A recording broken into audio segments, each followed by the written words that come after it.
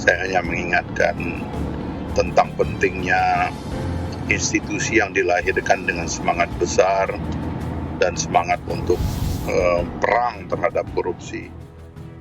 Yang tak lolos tes TWK harusnya dengerin penjelasan Fahri Hamzah, ditulis oleh Syardi dari siwa.com. Sebelum menonton video ini, tarik nafas dulu dan jangan lupa untuk subscribe dan aktifkan loncengnya. Tes TWK menjadi polemik, padahal itu hanyalah tes yang memang diperuntukkan untuk calon ASN. Hal yang sebetulnya tidak perlu diributkan menjadi kisruh karena sekelompok orang yang tidak bisa menerima kenyataan bahwa mereka gagal dalam tes tersebut. Berbagai alasan dikemukakan, salah satunya soal tes yang aneh dan sifatnya menekan.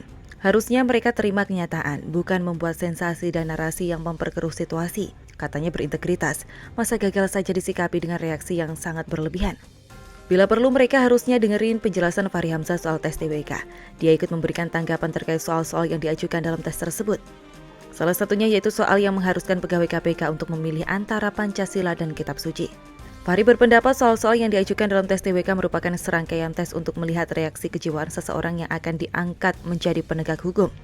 Fahri tak memungkiri pertanyaan dalam TWK KPK sebagaimana beredar di pemberitaan mengandung unsur tekanan yang agak menyasar kepada pribadi seseorang. Menurut dia bukan berarti misalnya memilih Pancasila benar lantas Kitab Suci menjadi salah. Saya sempat melihat sebuah cuitan yang menanggapi soal seperti ini. Menurutnya ini mudah saja kalau orang tidak berpikiran macam-macam. Menurut dia, kalau dia ditanya seperti itu, dia akan menjawab begini. Kalau dalam konteks beragama, maka dia akan memilih Kitab Suci. Kalau dalam konteks bernegara, maka dia akan memilih Pancasila sebagai landasan berbangsa. Sebenarnya, tes reaksi kejiwaan sudah umum terjadi. Kalau saat melamar pekerjaan ada namanya psikotes. Yang pernah ikut tes ini pasti tidak bakal terkejut hingga jantungan saat menemui soal-soal yang tampak tak nyambung. Tes seperti ini memang bertujuan untuk melihat sikap dan cara pandang pelamar kerja. Biasanya tes dalam bentuk instruksi untuk membuat sebuah gambar. Misalnya diminta menggambar sebuah pohon, banyak yang bisa dinilai dari gambar tersebut. Misalnya di mana letak pohon yang digambar, besar batang pohon, jenis cabang dan ranting, tinggi pohon dan sebagainya. Menurut yang saya baca, pohon itu melambangkan aspek terdalam dan paling tidak disadari dari kepribadian seseorang, dan juga mewakili hal-hal yang biasanya seseorang simpan untuk diri sendiri. Bagi yang pertama kali ikut tes seperti ini pasti akan bingung atau mungkin mengumpat, mau lamar kerja kok disuruh gambar aneh-aneh. Memangnya nanti kerja disuruh menggambar? Sama halnya tes TWK, kalau ada yang tak paham soalnya atau terintimidasi atau bahkan marah, artinya ada sesuatu yang tidak beres dan perlu dievaluasi, bukan? Ini simpel sebenarnya. Lebih simpelnya lagi, kalau gagal ya gagal. Justru mereka memperpanjang masalah ini dengan sikap yang tidak patut dicontoh. Menebar narasi, lapor ke Komnas HAM, ketemu dengan PGI, MUI. Besok entah siapa lagi yang akan ditemui.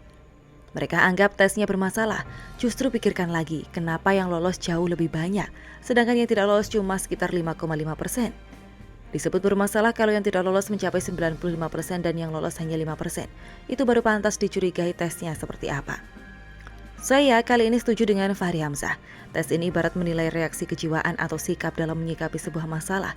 Mereka tidak lolos dan itu wajar. Yang tidak wajar adalah gagal tes dan ngotot mau melawan balik. Harusnya introspeksi sih. So, bagaimana menurut Anda?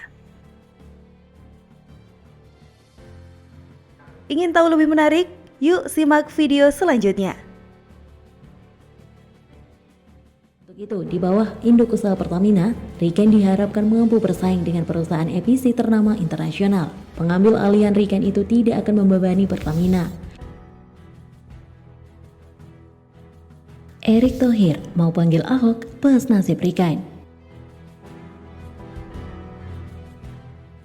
Sebelum menonton video ini, tarik nafas dulu dan jangan lupa untuk subscribe dan aktifkan loncengnya.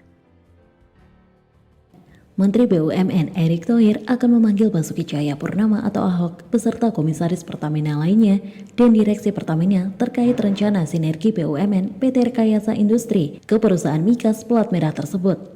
Erick mengatakan pemanggilan itu untuk menggali informasi lebih lanjut, mengingat rencana sinergi tersebut sudah ditetapkan sejak 2018 dan hingga saat ini masih belum ada perkembangan terbaru.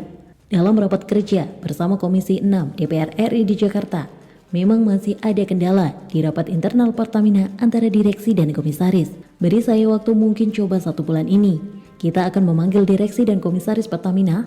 Apakah mereka bisa akan melaksanakan program yang sudah diberikan pada saat itu, tahun 2018, jadi bukan di zaman saya. Sebagai informasi, Basuki Cahayapurnama atau Ahok saat ini menjabat sebagai Komisaris Utama Pertamina. Sementara posisi Direktur Utama ada Nike Widiawati. Sejak 2018, Kementerian BUMN telah mengeluarkan surat keputusan perihal sinergitas antara Rikain dan Pertamina.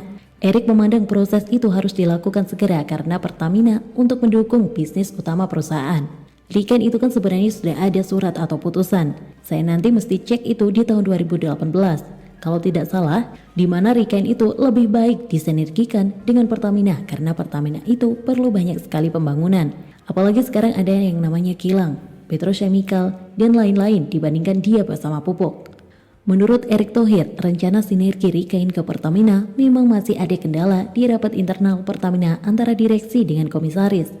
Dikutip dari situs resmi Rikain, PT Rekayasa Industri berdiri pada 12 Agustus 1981. Keberadaan Rikain diharapkan dapat mengurangi ketergantungan bangsa Indonesia kepada perusahaan asing dalam pengembangan industri skala besar. Upaya akuisisi Rekayasa Industri sudah ditargetkan di masa ex-Menteri BUMN Dahlan Iskan. Sejak itu Dahlan sepakat dengan rencana Pertamina mengambil alih 90% saham Rikain. Bahkan dia menargetkan Rikain bergabung dengan anak usaha BUMN Migas sejak 2012 lalu.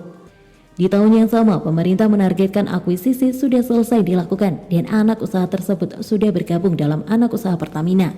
Saat itu komposisi pemegang saham Rikain adalah PT Pupuk Indonesia sebesar 90,06%, PT Pupuk Kaltim sebanyak 4,97%, serta pemerintah Indonesia sebesar 4,97%.